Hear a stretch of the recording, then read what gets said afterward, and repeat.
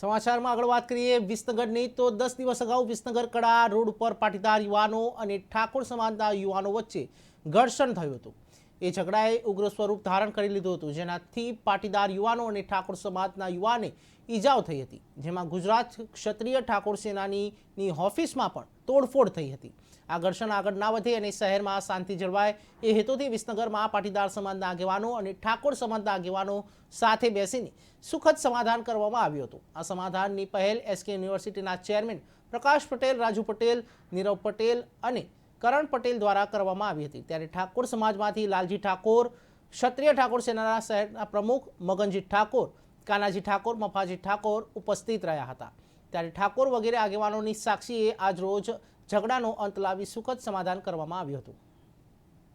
ઠાકોર સમાજ અને પાટીદાર સમાજના અગ્રણીઓ ભેગા થઈ જે કંઈ થોડા દિવસ પહેલાં ઘટના બની હતી એનો રસ્તો કાઢી અને આજે જે કંઈ સ્થિતિ હતી, ઝઘડાની જે બાબત હતી એનો અંત લાવ્યા છીએ। થોડા દિવસો પહેલાં વિસનગરના કડા 4 રસ્તા પાસે યુવાનોની અંદર સમજણભેદના લીધે નાની મોટી તકલીફ થયેલી હતી અને એના કારણથી બંને સમાજની અંદર લાગણી દુભાઈ હતી અને એ વખતે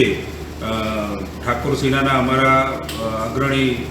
લાલજીભાઈના ત્યાં એમની ઓફિસ ઉપર તોડફોડ થઈ હતી અને સામાજિક વાતાવરણ દોડાયેલું હતું અને એ સમયે લાલજીભાઈએ પણ સંજોગોને ધ્યાનમાં લઈ અને આ પરિસ્થિતિને થાળે પાડવા માટે પૂરેપૂરો પ્રયત્ન કરેલો હતો અને એ પછી અમે આજે સમાજના અગ્રણીઓ ભેગાથી આ વાતે વિસ્તૃત ચર્ચા કરી છે અને આજે જ્યારે દેશ પ્રગતિના પંથે જઈ રહ્યો હોય, વિશ્વ આજે આગળ વધી રહ્યું હોય ત્યારે વિસનગરની પણ પ્રગતિ થાય, દરેક જ્ઞાતિની અંદર સદભાવના રહે અને એકબીજાને મદદ કરી અને આગળ વધવાની જ્યારે આ વાત થતી હોય ત્યારે આવા નાના પ્રશ્નોમાં મન દુભાયા સિવાય આપણે આનું સમાધાન થાય અને એમ કારણથી આજે સમાજના દરેક અગ્રણીઓ ભેગાથી અને એક વાતની અંદર સંમત થયા છીએ અને આજે આ પ્રશ્નનો નિવેડો આવ્યો છે, સમાધાન થયું છે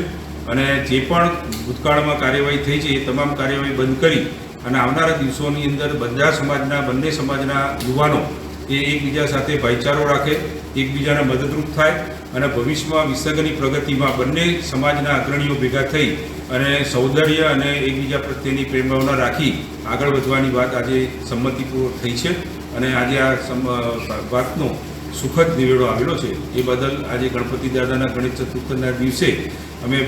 ગણપતિ દાદાને યાદ કરી અને આ જે પ્રસંગ બન્યો હતો એનું આજે સમાધાન કરેલું છે।